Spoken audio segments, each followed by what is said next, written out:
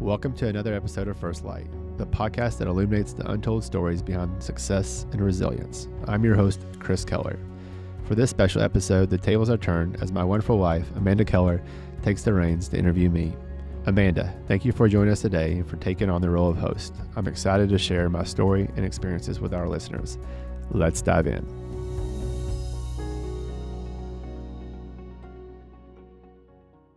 Well, thanks for having me back here. I feel like it's been a long time since we got to sit down and talk about your personal health journey. And there's a lot to get into. I think you've accomplished quite a bit over the past couple of months. So first off, let's talk about your physical health and the goals that you were able to achieve. I think when we last spoke, you were preparing for a half Ironman challenge. So for everybody that's tuning in, give us a lowdown. What consists of the half Ironman challenge? Sure, absolutely. And it's great to be back with you to share kind of what's happened and give some updates. So back in July, I did my first half Ironman. A half Ironman is a 1.2 mile swim followed by a 56 mile bike ride, and then finish off with a half marathon, 13.1 mile run.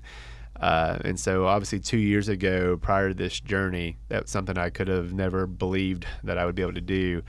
But through a lot of training and a lot of hard work, a lot of early mornings, I was able to finish that half Ironman. We did it in Sandusky, Ohio. So what was really cool was your mom and her husband Craig were able to be there to support us. My brother and his family came in, and you and our kids were there, obviously. I got to do it with my law partner, Ari Corbett, who has been such a big part of my journey with accountability and training. And so to cross that finish line was amazing. It was a 6 hour and 34 minute day. The swim didn't go quite as expected. You get out in the water, open water, and getting kicked and hit, and made it a little bit tough. But got through the swim, got on the bike, and just felt amazing, and just an amazing accomplishment. I know coming across the finish line, I got to see you there and the kids. Stopped to give you a big kiss before crossing the finish line. Just really signifying the journey that I've been on these last 2 years. That's a huge accomplishment. I can't even wrap my mind around just this sheer amount of mileage that you crossed that day alone. But certainly in preparing for that, you had to overcome quite a few challenges. There was quite a few leading up to and then the day of. So let's unpack that a little bit. You said it took you over 6 hours just to run the race itself. Can you talk to us a little about the training? Because I feel like from what I remember, like you were gone for good portions of the day, just training. Can you walk us through what that was like? Yeah, so obviously prior to this journey, I wasn't a runner. Mm-hmm. We know from the stories I've shared, my first run was about 0.67 miles. I think I walked half of it. Riding a bike, at least for trying to do distance and racing, never had done that in my life. Going for a bike ride with a family, going to the park or whatever, but never trying to actually, hit 18, 19, 20 miles per hour for an extended period of time. And then swimming, I thought I knew how to swim. I've been in the pool, splashed around, but I never swam laps. I never swam competitively in my life. So I had to spend a lot of time in the pool. And in the pool, you're alone. You're, in a lane by yourself, looking at a black line on the bottom of the pool, going back and forth, back and forth. Spent lots of hours doing that. Running, obviously, was kind of the thing that I enjoyed the most, and really has been amazing for me over the last 2 years. But then bike riding. So, a big part of that was, again, finding a training plan. So invested in a training plan, followed that plan. So I knew what I had to do on Monday, Tuesday, Wednesday, Thursday, Friday, Saturday, Sunday. I didn't have to, took the guesswork out of it. I didn't just get up and say, hey, today I feel like doing this or that. I followed a plan, which was so important, that had prescribed distances and helped me build up that mileage every week that I needed to hit. And then I had some accountability partners. I had some training partners that were so critical for me. A good friend of mine and I ride our Saturday long rides together. And that was so important in having someone out there with me to push me and to help me get faster and stronger. And then I had a buddy who I run with and I do long runs with, and just makes it so much easier when you're training with other people. I had people who were checking in to make sure that I was doing what I was supposed to do, which was so important as well. But yeah, that day was a long day. You're out there for 6 hours and 34 minutes. So on the bike ride, I was in rural Ohio. You're mostly alone, and there's a lot of when you get out of town, you're in a lot of farmland out there by yourself. And you're pushing pace. You're trying your best to get a strong time. So I think I averaged around 18.3 miles per hour, which was pretty solid for me.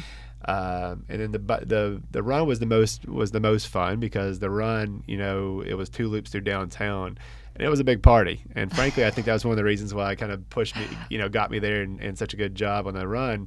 Where there was lots of support out there, a lot of crowd support in Sandusky, Ohio. People were having parties in their front yard, and there was sprinklers and water guns, and people with water hoses spraying you when you went by, which you welcomed, happily. Happily welcome when it was 83 degrees and the sun's beaming down on you after getting out of the water and being on the bike for 3 hours. So it was such an amazing experience, such a rewarding experience. And as you know, I'm now trained for a full Ironman, which I'll do this year. That's great. So going back to the day that you did the half Ironman, just from an endurance standpoint, how do you prepare yourself to get up and compete for 6+ hours and cover that kind of distance? Yeah, so a lot of it really comes down to that morning routine that I've talked about so much, which is spending some time in silence. And, some of the other guests I've had, like Pastor Ben Pierce, talked about how important it really is to have that time in silence. So when you're alone and you have that time to kind of meditate and visualize and seeing yourself cross that finish line in your mind over and over again, it helps convince you that you can do it. That this is not the first time I've crossed the finish line. This is not going to be the first time I've ever done it. And because I've done it in my mind over and over and over again, and walking yourself through each of those phases, but really relying on your training and knowing that you've trained, you put in the time, you put in the energy, you put in the work, but still that doubt comes into mind. So it's really about, a lot of the Ironman or the half Ironman too is mental. Your body will do amazing things if you train and you show up, but your mind sometimes gets you. And one of the things that's carried me through recently that I read was never trust the first mile. And so I went out for a run, and the first mile was brutal. My knees are hurting. It's cold out here in South Florida right now, and I'm just not feeling it. I'm tired. I was up late, didn't sleep well, and I just didn't want to do it. And the first mile was so tough, but then I pushed through. I got through that first mile, and the rest of the run was amazing. So a lot of it's the mental work, and so mentally preparing for the race is just as important as physically preparing for the race. So practicing visualization, affirmations, telling yourself positive things, that you can do this, that you can accomplish strong things or hard things, is so important. So I spent a lot of time doing that. Journaling. I wrote about my journey leading up to the half Ironman to kind of just remind myself of all the hard work I put into, and talked about it to myself. So a lot of it's mental preparation as well, because you're going to find yourself on a bike for 3+ hours by yourself, and you're like, what am I doing here? The 3+ hours on a bike that you had never rode before. I mean, let's talk about the logistical challenges alone. You were doing a triathlon in Ohio, and we live and you train in Florida. So, I mean, did that weigh on you as well? I think that was the day of the race, is the first time you actually got on that bike. So. Yeah, no, absolutely.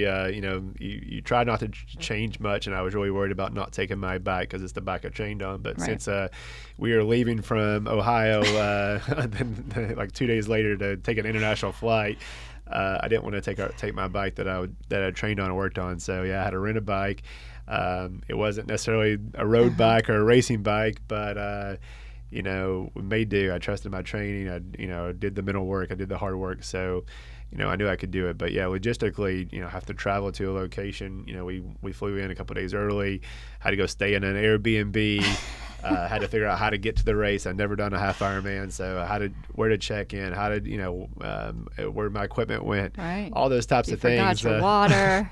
The morning of the race, I made my pre-made water bottles. Left them in the fridge, and unfortunately, because the race had started, you weren't allowed to give them to me. So even though you had them in your hand, you couldn't provide them to me. Otherwise, I'd be disqualified. And But you're looking back, it probably, being disqualified would have been the worst thing. But anyways, yeah, problem solving. it was It tough. took a lot of problem solving But skills one, on the fly. yeah, one of the hard parts though was just not sleeping. I was in this Airbnb. I was still nervous about the race and still having a hard time. So I struggled with my sleep that night. But even though I got a little sleep, the adrenaline carried me through. The training carried me through. The discipline that I had carried me through. That's good. So what do you have planned next? You're doing a half marathon this weekend. Yeah, so this year's been crazy. We talk about the transformation that happens, and I really believe my journey started in March of 2023. By March of 2024, I did my first marathon. So we call this kind of this year of change, and I really spent a whole year transforming my life, and now this year is about building on all that positive change I made and all those changes I made, and now it's about carrying that over. A lot of times we start down a journey or start down a path, and it feels good for the first 3 weeks or 6 weeks, and then we kind of lose that energy, we lose that momentum. It's hard to really maintain, and I feel like I made it through that year, and making it a full year of training hard, eating better, not drinking, those types of things have really allowed me to have that lasting change. And so now it's about that next just making things better.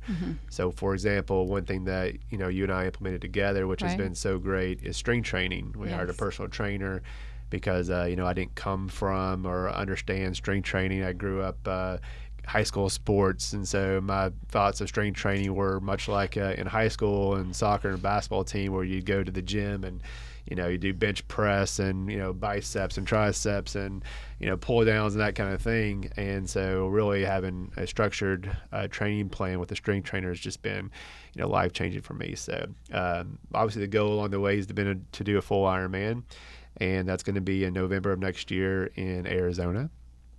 And on the way to that, I'm doing the Palm Beach Half Marathon this weekend, and my goal is to do better than I did last year, which I did all right last year, but I'm going to hope to be under a 2-hour half marathon, which is about a 9:09 pace or less. So I feel pretty confident about that this weekend. I'm going to do the Atlanta full marathon in March. The firm has grown in a big way. We've expanded into other states. One of our new locations is Atlanta, Georgia. We have an attorney there in Atlanta. And so we're going to do a full marathon in Atlanta to be a part of that community and really be more involved up there. So we've got that coming up in March. Hopefully, we're still making plans for a half IM next year in anticipation of the full IM in the next year. But this year will be a lot of training. This past year was a lot of training. I looked at it and told you I've done 800 plus miles running this year. I can't even wrap my mind around that number. So I spent it's a lot. It's a lot of miles. 800 miles of pounding the pavement this year on just running. That doesn't include the bike riding, the swimming that's just run. So that's a lot. And what about nutrition? Talk to us about some changes that you've made in fueling your body and how that's impacted. Yeah, so crazy. So I'm in the process of writing a book about the year to change, and I got to a chapter about nutrition because I do truly feel that nutrition is such an important part of our change. You have to fuel your body the right way, and especially for endurance athletes, fueling your body the appropriate way is such a big deal. And I've learned so much about it. And I had a lot of initial weight loss from just giving up alcohol and changing what I ate, but I still didn't truly understand nutrition. So I'm writing this chapter on nutrition and realize, what am I saying here? I don't, I know it's worked for me in some ways, but I don't know everything about nutrition. So like in every aspect of my life now, I hire a coach. So I hired a nutritionist who has really helped lay the groundwork for us in figuring out when to eat, how to eat, what to eat, and taking some of the guesswork out. I'm too guilty of getting hungry, and then when I get hungry, I'm snacking, and not always. Sometimes even though you reach for what's considered a healthy snack, too much of anything it cannot be good. So sometimes I snack too much, and I like to snack. So, even though we just went on a cruise recently, I did a lot of grazing on the cruise on the buffet. But putting it lightly, Mr. Double scoop ice cream every single night. Also hit up the ice cream, but hey, bounced back, got back to right back to the routine. I think one of the important things I've learned is not allowing bad days to stack, and it's so easy to eat bad one day and the next day kind of fall off and keep eating bad. But we have to have some grace. So we were on a cruise with our kids, and we still worked out. You and I hit the gym on our normal schedule. Monday and Friday mornings we were in the gym. Tuesday, Wednesday, and Thursday I was on the treadmill getting my train runs in. So used to, we'd go on a cruise and we didn't do the workouts. We would just eat and overeat. We didn't necessarily overeat, but we didn't always eat the best things. But it's important to have that time and to give yourself some grace. Agreed. But more important that when we got back home, we didn't stack another bad week on it. We got right back into our ways and got back on track. So yeah. And have you found any value and benefit from making these subtle little changes in addition to doing cardio, now doing the strength training and the nutrition piece? Strength training has made all the difference. I don't feel like I'm battling injuries as much. We focus on exercises that I never focused on before, and frankly didn't know. I have muscles that hurt. I didn't even know I had. Yeah, we have muscles that hurt that we didn't know we had. But focusing a lot on the core strength has been so big for swimming, for running, Right. for biking. We focus a lot on the core strength, but it's just amazing how much better I feel with strength training. And then also that's led to more progress. I'm faster. My times have gone down. A train run for me now is under 10 minutes, where it used to maybe it was 10:30 or longer. My race pace, is going to be at 9 minutes. I think my race pace last year was at 9:50. Just seen a lot of gains from strength training. Endurance and form and It's all helped of all it. of it. Posture, That's good. the way you carry yourself, everything is just much different when you implement strength training into any sort of plan. Yeah, excellent. Now, you mentioned you're writing a book. Can you tell us a little bit more about that process and what people following along your journey this past year, what they can expect? Again, so I've learned so much over the last year that I wanted to share that story. I thought, one of my visions or inspirations is to inspire positive transformation for others and to share my journey. So what better way than putting it out in a book? So like everything in life now, I understand that, I've never written a book before and I don't really know the first step. So I hired a coach.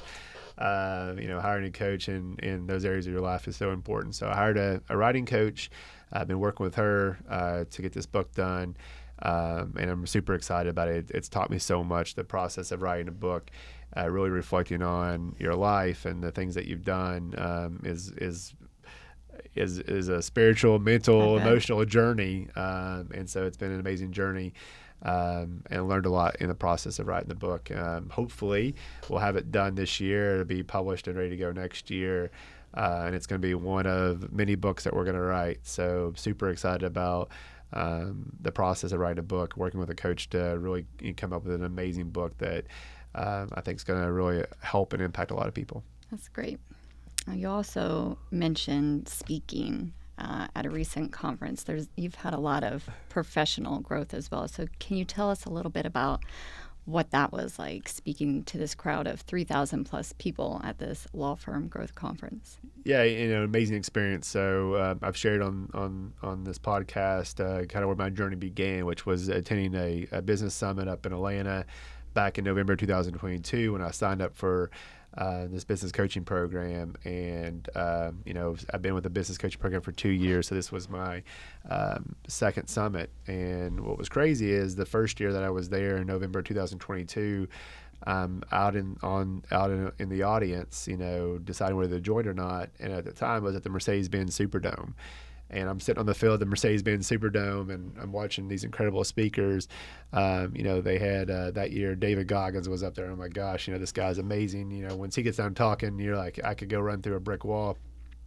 And you had, Joey Coleman and Kevin O'Leary and Arnold Schwarzenegger and just, this amazing panels. And you had a legal leaders panel with, just some amazing attorneys up there sharing their stories. And then fast forward 2 years, and I was asked to be on that stage and be a part of the legal leaders panel. And the speaker before me was Nick Saban, which was amazing. And then afterwards, we rode straight into a concert with Ludacris. So I was bookended with Nick Saban and Ludacris.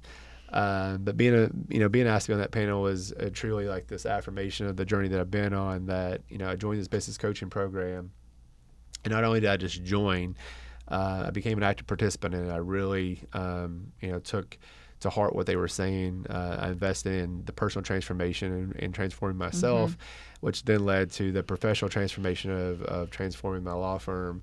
And then, over the course of the 2 years, we grew from 18, 19 people to 80 plus people now. But we've impacted a lot of lives in doing so. And so being asked to be on that panel with other law firm owners who, are far above what I've done so far to share that story was amazing. But one of the craziest things is though, I'm hosting a podcast, though I've tried over 200 jury trials now and stood up in front of some crowds, I always just got nervous. And so one of the best pieces of advice I heard that day at that conference was from Nick Saban. First you think Nick Saban, what's he speaking at a law firm growth conference? But the message was amazing. And one of the messages that he gave that resonated so much with me, he talked a lot about team building, obviously, but he talked about public speaking. And he said, whether you're speaking in front of one person, 100 people, 1,000 people, 100,000 people, that if you're nervous and anxious, it's really you're nervous and anxious, you're worrying about what other people think about you. And that really just hit a chord with me. And so, after that, I was next up on stage, and it was the first time that I truly felt like I didn't have that crazy nerves. My heart wasn't pounding out of my chest. I wasn't breathing heavy. I was actually confident about getting up there because, I wasn't worried about what everybody in the audience thought. I knew that I'd worked hard and I earned my place on that stage, and I felt very grateful to be asked, and I felt grateful for having that opportunity. So, I wanted to make sure that I did a good job, and so that kind of went away. So now my goal is to build on that, to grow on that. And this year, I want to have at least 3 speaking engagements, and I'm fortunate that I've already been asked to do 2. So 2 of the 3 are already filled. So hopefully there's going to be a lot more. But definitely an amazing experience to be in front of a crowd of 3,000 plus other attorneys and be able to share kind of my story, my journey, and hopefully it makes some impact. That's good. I think one of the other things that we've really tried to do is embrace certain pauses, the pauses of life. It's important I won't say rest, because I don't think that you rest, but you really embrace the pauses. We tried to take the kids on some family trips, and I'm curious how you think that played a part in your overall journey. Yeah, so right after the half Ironman, we got on a plane, and maybe not the best timing. Kind of like we've done everything in life, and I guess probably a lot of me full throttle, just always pushing forward, and I've had other speakers on the podcast talk about the importance of taking a break and having some pauses, but. We worked hard up to the half Ironman, trained really hard, and so it was important to take some downtime.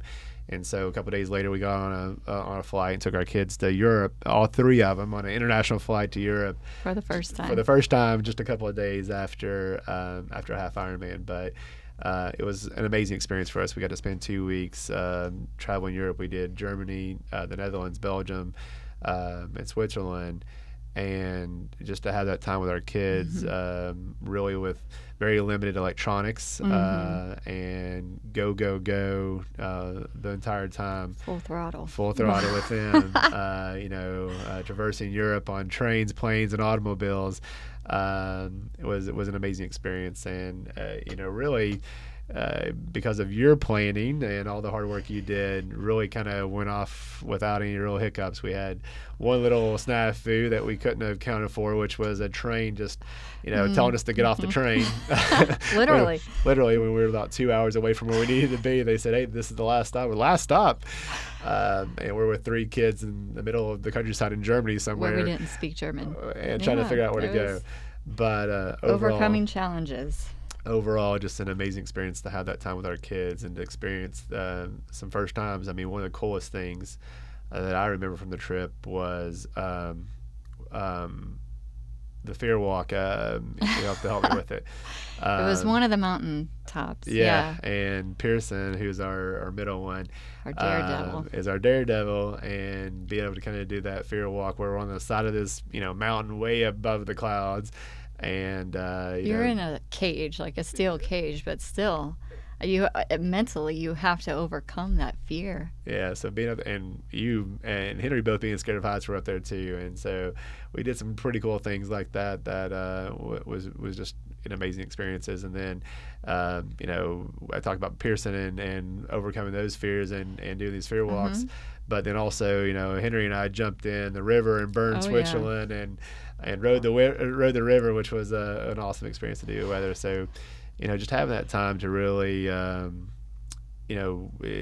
during the weeks, and especially when I'm training, I'm up early training and get back when it's rush. It's packed lunches. It's get them dressed for school, get them out the door to school, get them to school, and then they're at school all day. I'm at work, and then get home. It's cooking dinner. It's bath time. It's a life, and it's hard to really carve out that special time. But during those 2 weeks, we really just had one-on-one time with our kids, and just got to really focus on what's important and make sure that we prioritize what's important. That's great. How do you have any tips for how you can incorporate these short pauses or rests in your daily routine? I mean, you're talking about some of the big trips that we did this year, but is there a way to incorporate this into daily practice? Well, I think it's intentional, right? And I talk a lot about being intentional, being consistent, being disciplined.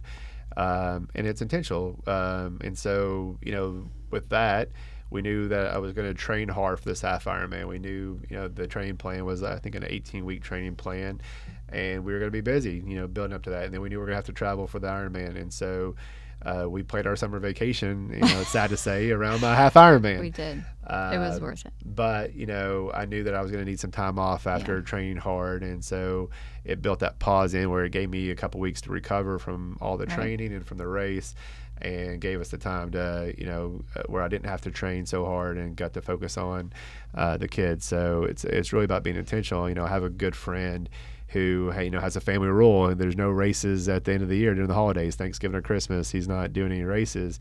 And so there's little things like that you can do. There's boundaries that you can put in place, and it's just about having that conversation. So I know I'm not always great at it, talking to you about races that are coming up, and sometimes I make split second decisions to do a race in Atlanta or somewhere else without necessarily talking it all the way through.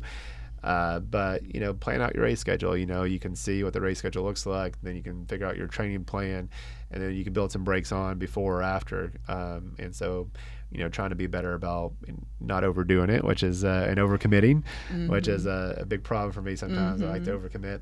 And so, just knowing, hey, I'm going to do a race in the first quarter, a race in the second quarter, whatever it is, to help you to really make sure that you're planning out your year. That's good. Let's talk a little bit about the lessons you've learned over these past couple months, even the past year. Is there anything about your personal wellness journey that has surprised you? I think a lot of times what's hard is overcoming some of those plateaus. Like I talked about with weight loss. I gave up alcohol, started eating better, and I lost a lot of weight, initially, and then at some point you kind of plateau. And when you hit that plateau, a lot of times what's really difficult is getting through it, to overcome, to keep pushing through. With training, you see a lot of progress. You're going longer, you're running longer miles. So, when I first started running, the thought of doing a 5K was impossible. Like I'm not gonna be able to do a 5K. And then I did a 5K, and then it's like, well, 6 miles is, a 10K is going to be impossible. I'm not going to be able to do that. And I did that, and then a half marathon, like this is going to be impossible. And then, accomplished that. And then a marathon, like there's no chance I can do a marathon, right? But I did that, and, it wasn't always perfect. And I had a lot of challenges along the way. But I think the biggest thing was, really truly learning to be consistent, being intentional, being disciplined, and then the gains come. You'll hit that plateau, but you can work through it if you're consistent, if you're intentional, and you're disciplined. If you continue to show up, you'll get those gains. And so I think that's been the biggest thing, and then also just incorporating new things. A lot of times we start out and we try to do everything at once. And so for me, I think I started out with running. I didn't incorporate strength training right away. I started out with running. I didn't, employ a nutritionist right away. I was kind of got some gains, and then knew I was going to kind of get to this plateau and plan for it. So now let's go get a personal trainer. Got some more gains, and that's been great. And it's like, okay, now I've gotten certain gains, but I'm not getting all the gains I need. Let's go get nutrition into it. And so, one thing I'm excited about doing that I've talked about is, getting our blood work done and doing some of that foundational, functional health and wellness stuff to kind of find out where we might have some deficiencies pharmacies and different things to, incorporate supplements and vitamins and different things to help get some more gains. But, I've been slow about it, which is weird for me to say because I'm usually like full force, let's go do a marathon tomorrow. And so, being intentional about it and having a plan and knowing that there's going to be certain plateaus, there's going to be certain challenges, but then having a plan to overcome it, to get to that next step, to get over that next hurdle. And I think that's what's been really amazing is being slow and deliberate, and being slow and kind of intentional has been more than just trying to do it all at once. I think any time in the past I've tried to make real life change, it's like I want to do it all in the same day. I'm going to give up alcohol. I'm going to eat better. I'm going to read more. I'm going to do all these things. I tried to do it all in week one, and then I fell.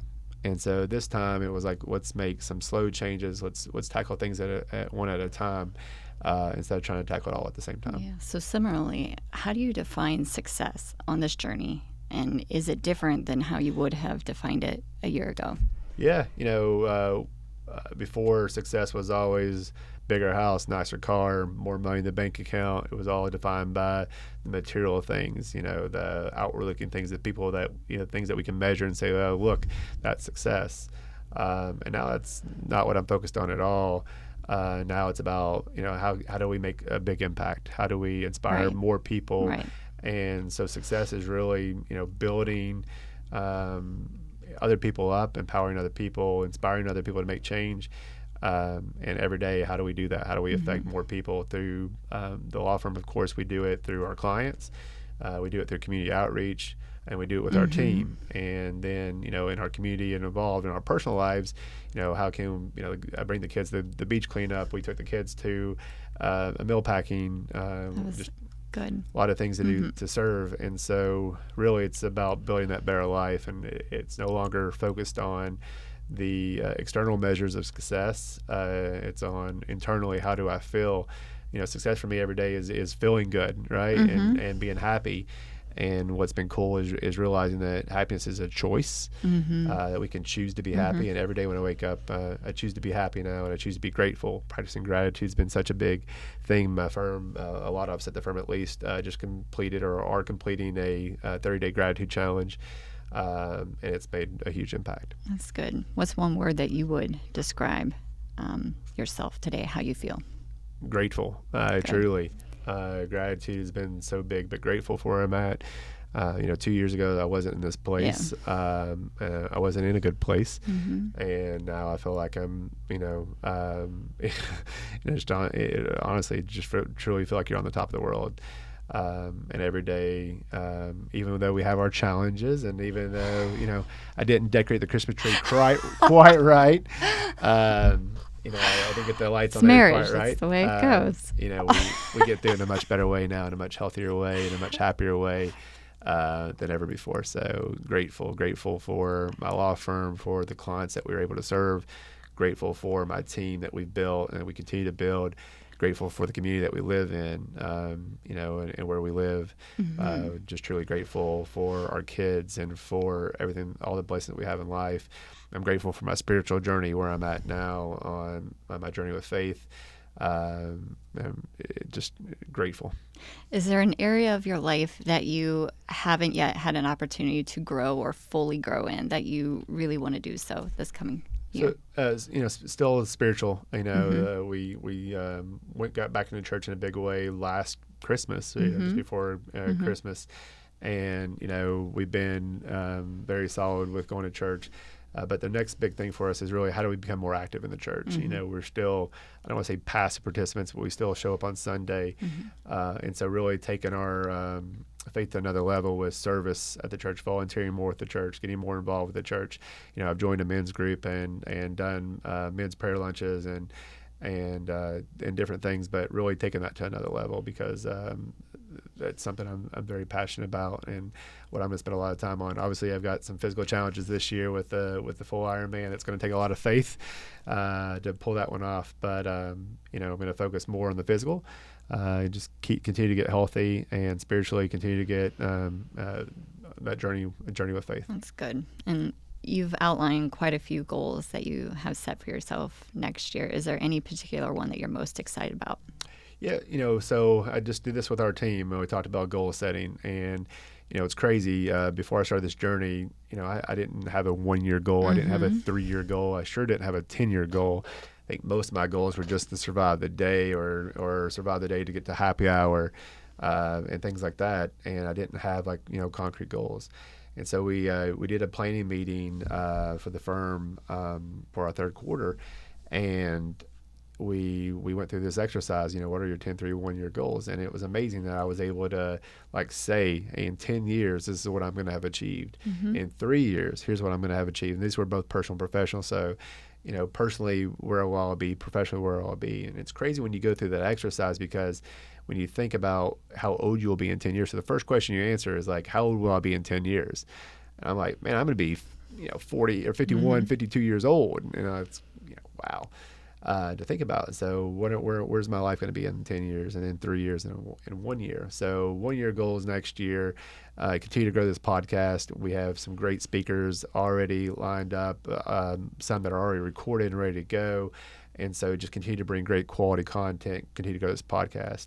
I talked about the book. The book is really important to me to get this book done and get it done right and get that out there. I think it's going to have a real impact, and I'm really excited about the book. More speaking engagements, be able to get up in front of crowds like I was at CRISP to, share my story to hopefully inspire that positive transformation and have a bigger impact. And so those are kind of the personal things. Professionally with the firm, we're at almost 80 people. I lost track of the number of attorneys, 15, 16 attorneys now.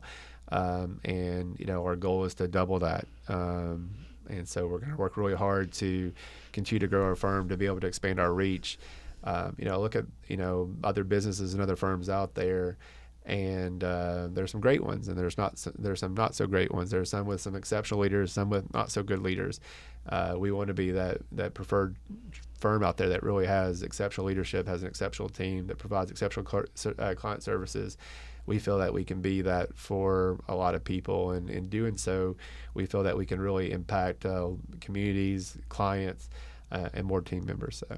Good. I say this every time, but I truly mean it. It's been so much fun getting to watch you grow and develop and reach those goals that you've set for yourself over the past couple months and the past year, and I can't wait to see what you do next. So thanks for letting me be a part of this. Well, I couldn't do it without you. It's so important that you have a solid support system and have a spouse that's supportive. I know it's not always easy on those 5 a.m. runs, and I'm gone for 2 hours or 3 hour bike rides, and a lot of it falls on you. And so having your support in it all is what allowed me to do this. I'm happy to. Thanks again. Thank you for tuning into this episode of First Light. It's been a privilege to share my journey with you all, and I want to extend a special thank you to my wife, Amanda Keller, for stepping into the interviewer's seat and guiding this conversation. If you enjoyed this episode, please subscribe, rate, and leave a review. Your feedback helps us bring more inspiring stories to light. Until next time, keep seeking the light in your own journey.